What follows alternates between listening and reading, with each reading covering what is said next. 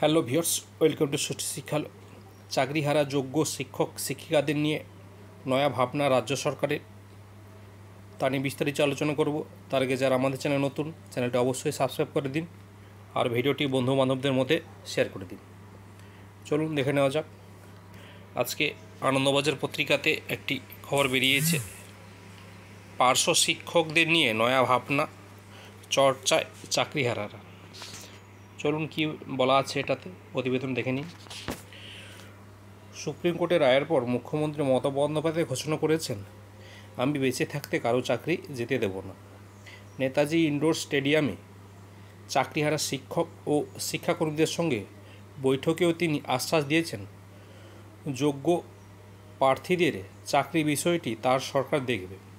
কিভাবে রাজ্য সরকার এই সংকট সামলাবে তার কোনো রূপরেখা এখনও স্পষ্ট হয়নি, তবে সরকারি একটি সূত্রের ইঙ্গিত,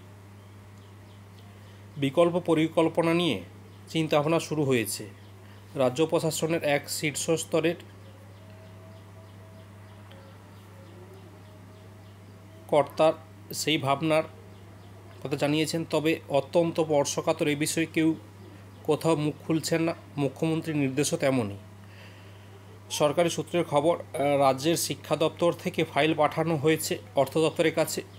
বিকাশ ভবনের তরফে প্রস্তাব দেওয়া হয়েছে পার্শ্ব শিক্ষকদের বেতন বাড়ানোর জন্য। তারা এখন মাসে প্রায় 13,000 টাকা পান।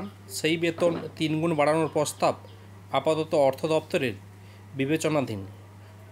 সূত্রের ইঙ্গিত, আদালতের রায় চাকরিহারাদের মধ্যে কয়েক দফায় পার্শ্ব শিক্ষক হিসেবে নিয়োগ করা হতে পারে এবং তাদের বেতন বাড়ানো পরে তাতে রাজ্যের কোষাগারে কিছুটা বাড়তি চাপ আসবে। চাকরিহারা স্কুল শিক্ষকদের বেতনের ক্ষেত্রেও পূর্ণ সমতা হয়তো থাকবে না, তবে রাজ্যের বিধানসভা নির্বাচনের আগে এমন গুরুতর সমস্যায় চাকরিচ্যুতদের বড় অংশের পুনর্বাসনের ব্যবস্থা হতে পারে।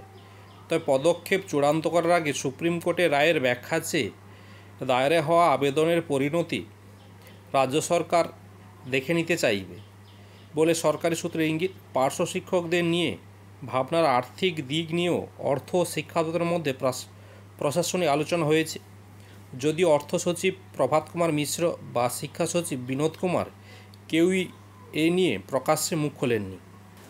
আবার চাকরিহারাদের বিকল্প নিয়োগের ব্যবস্থা করলে ফের কেউ মামলা করতে পারে বলেও রাজ্য প্রশাসনের আশঙ্কা।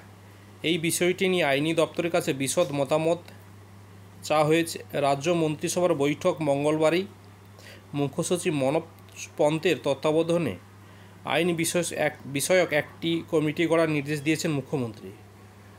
রাজ্যের 6 মন্ত্রী মলয় ঘটক, চন্দ্রিমা ভট্টাচার্য, ব্রাত্য বসু, ফিরহাদ হাকিম,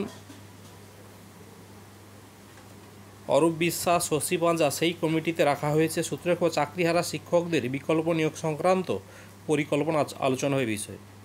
আর সব কিছু কিন্তু সুপ্রিম কোর্টের ক্লারিফিকেশনের পরেই হবে, কারণ আগের দিন নেতাজি ইউনিভার্সিটির মুখ্যমন্ত্রী বলেছিলেন তার কাছে plan A, plan B, plan C, plan D, plan E রয়েছে। তার মধ্যে এটা হয়তো একটা হতে পারে, বা চাকরিহারাদের সান্ত্বনার জন্য এটা আপাতত বলছেন। যাই হোক, কি নোটিফিকেশান আছে তা আমাদের সবার নজর থাকবে। আর এই বিভিন্ন চাকরি সংক্রান্ত বা পরীক্ষা সংক্রান্ত আপডেট পেতে আমাদের চ্যানেলটা অবশ্যই সাবস্ক্রাইব করে রাখুন। আমরা অথেন্টিক ও সঠিক খবর প্রথমে দিয়ে থাকি।